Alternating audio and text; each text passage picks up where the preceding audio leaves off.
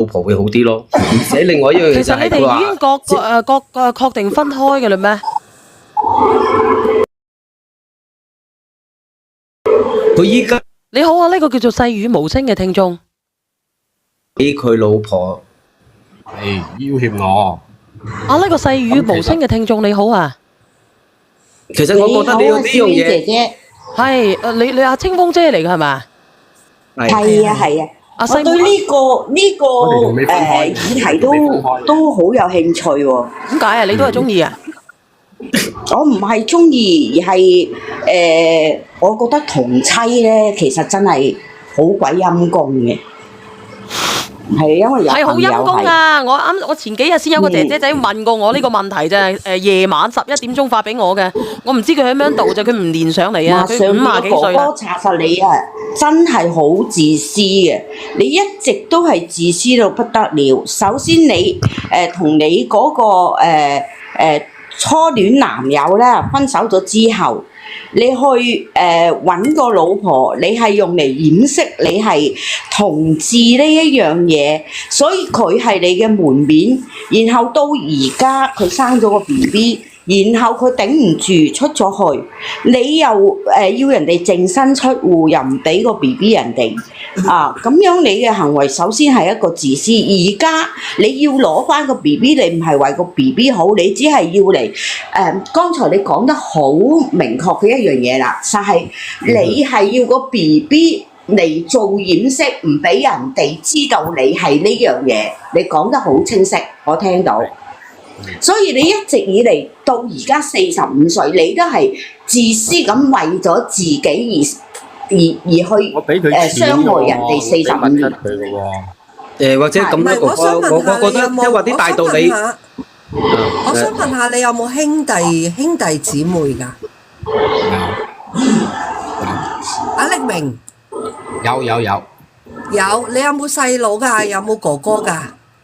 有哥哥冇細佬。冇啊，我即係最細淨係得家姐。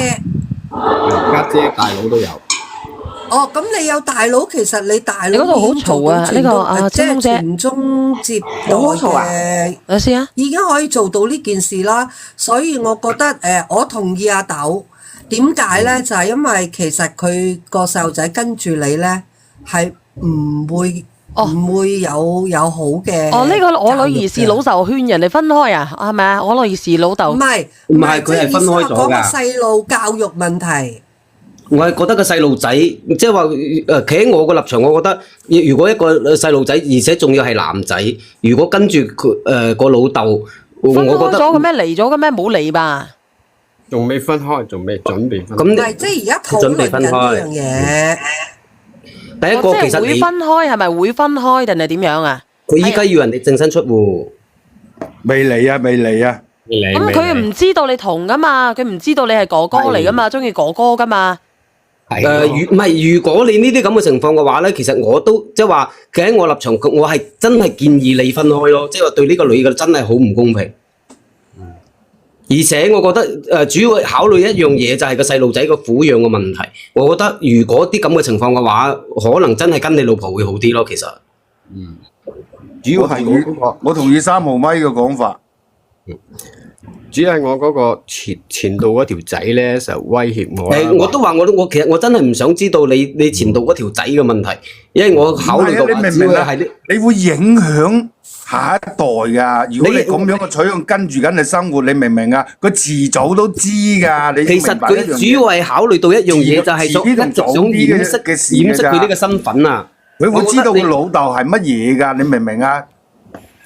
係啊，而且我覺得係啲細路仔，你咁樣，我覺得係影響會好大咯。而且嗰個係你自己仔嚟嘅，你咁樣影響。我想問下直播間咧，如果其實我哋冇發言權嘅，我哋直播間咧亦都有好多同妻嘅。如果有同妻嘅願意講出嚟嘅，你可以匿名講出嚟嘅。因為我前日先至收到一個同妻嘅微信。所以咧，我想問下你哋咧，你哋嘅心態係點樣嘅咧？如果係你嘅，我相信咧，你都係一個潔身自愛嘅男仔嚟嘅。而家曾經我唔知道嚇，你話網上嘅好複雜，我相信你都經歷過好多契哥噶啦。啊，哥哥，係有冇生痔瘡啊？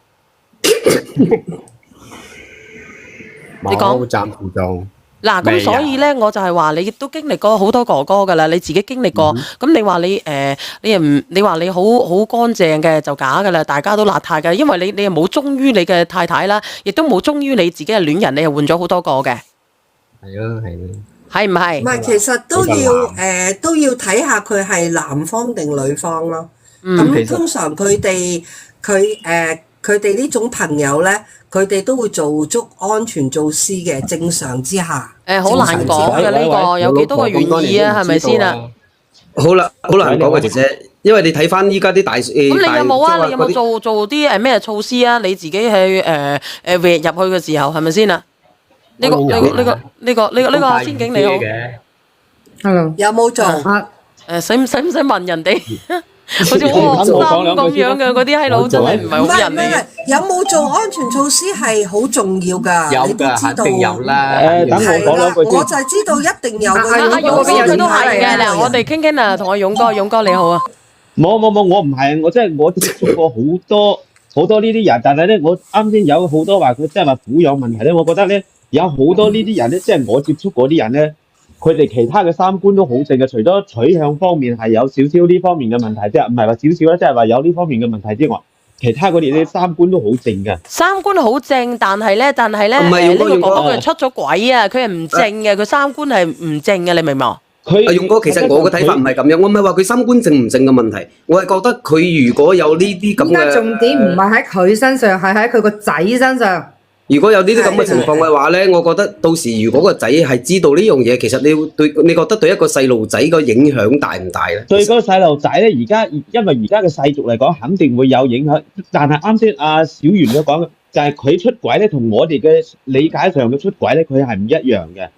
就等於唔係我呢樣嘢，其實就等於有時啲嘢，即係話你可以接受人哋係咁樣，但係你接受唔到自己嘅係咁樣，你明唔明嘅意思啊？佢係出咗軌㗎啦，佢出咗軌㗎啦，阿勇哥。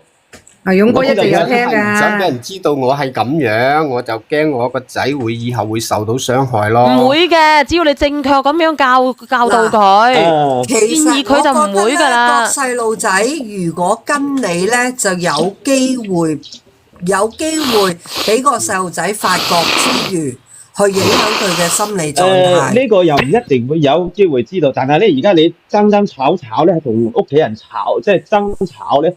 佢就會知道係父母嘅感情唔啱，但係即係一般都唔會知道，因為我接觸嗰啲人啊。阿哥哥啊，你係做一啊，定係做零啊？咁樣唔好講呢個啦，哥哥你唔好講啦。哎呀，你講下又。唔係真係有分別㗎，有分別㗎。佢自己知㗎嘛，佢自己知嘅，好尷尬咁樣去問人哋。唔係，唔緊要啊！佢自己都肯一同零係唔同㗎。阿哥哥你唔好講啊，姐姐。好遠㗎。阿哥哥啊。唔講啦。你唔好講出嚟啦！如果有人編出嚟嘅，唔係放你落去，你又唔使咁驚。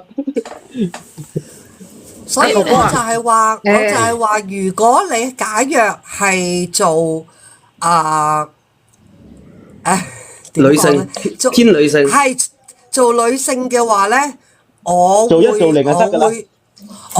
己啊！如果假若我係做女性嘅，我會選擇個小朋友跟媽咪。呢個係一定㗎啦。但係如果我係一個男性咧，男性就反而係睇唔出嘅。佢係女性嚟㗎，一定有分別㗎。冇錯，佢係女性嚟㗎。我平時啲生活啊，都冇人睇得出㗎，就係。但係我感覺佢似男性。唔係我意思話你內心嘅感受啊。唔係，佢係女性嚟嘅。係啦，因為佢唔敢直視自己，佢要揾人去掩飾佢嗰塊面，佢係女性嚟嘅。唔係直視嘅問題，然之後就判別佢係男性定係女性。我覺得呢樣嘢其實總之一個問題就係會影響到個細路仔。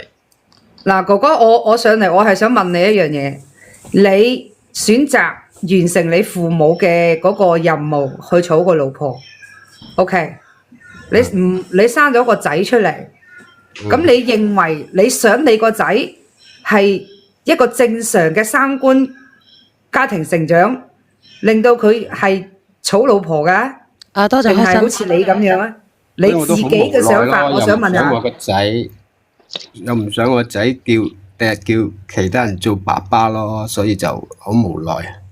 你自己個心入面已經有咗答案，係唔想你個仔行你嗰條路，但係喺世俗嘅嗰種傳統入面，你又想留個仔喺身邊做你嘅門面，亦都想留個仔喺身邊同你父母有個交代。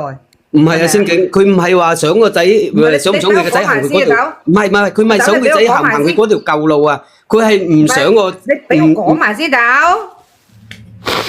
你自己係唔想話叫人哋嗰個仔叫人哋嗰個名，咁你都想俾一個正常嘅三觀，俾一個正常嘅成長你個仔，但係點解你又自私咁樣要你老婆淨身出戶，又要揦個仔喺身邊？如果你個仔以後長大有兩個反應，第一好似你咁樣啊，以後咧就唔娶老婆噶啦，但係咧佢又會好似你咁樣，因為近朱者赤近墨者，你都會教佢。如果阿仔你如果第日中意男人嘅，你可以好似老豆咁樣娶個老婆翻嚟做門面。咁我想問，係咪以後再傷害多一個女人？我問你，因為你做得出。直播間嘅朋友仔咩秋之雪茄先講啊？佢講乜鬼啊？我依家有雪茄喺度啊！哎呀，我真係無言啊！佢講我，你繼續講。我就係想問你一句，你係唔係想你個仔以後再傷害多一個女人？因為如果你留個仔喺你身邊嘅話，你個仔遲早都會知道你係咁嘅人。如果你個仔同你一樣取向嘅情況下，佢會有樣學樣學埋你咁樣去娶個老婆，即係擋住自己個門面。我想問你做唔做得出二次傷害？你問三，你自己依家已經傷害咗你老婆，你係咪想你個仔再傷害多一個女人？其實我今日都唔想傾我老婆啲嘢，唉，等我諗下，唔好再。所以我覺得你即係我個人意見嚇，我覺得你應該係大部分嘅補償家產係俾你老婆，然之後個仔咧係跟你老婆，佢起碼有個正常嘅三觀，佢可以娶老婆，佢可以生仔女，你以後都有孫。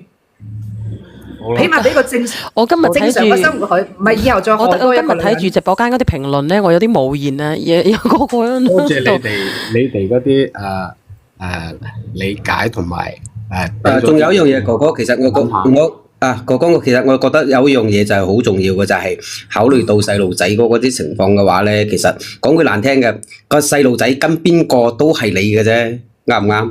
係咯，其實你係咪準備拜拜嘅啫？如果準備拜拜嘅，你就唔好拖累佢啦。等佢過翻正常人嘅生活啦。你過你嘅生活就得噶啦，因為你已經有女啦。你應該要補償佢，你唔係話補償點樣啊？最起碼如果佢同佢媽咪一齊生活嘅，你俾個安樂窩佢啊。你走啦，哥哥。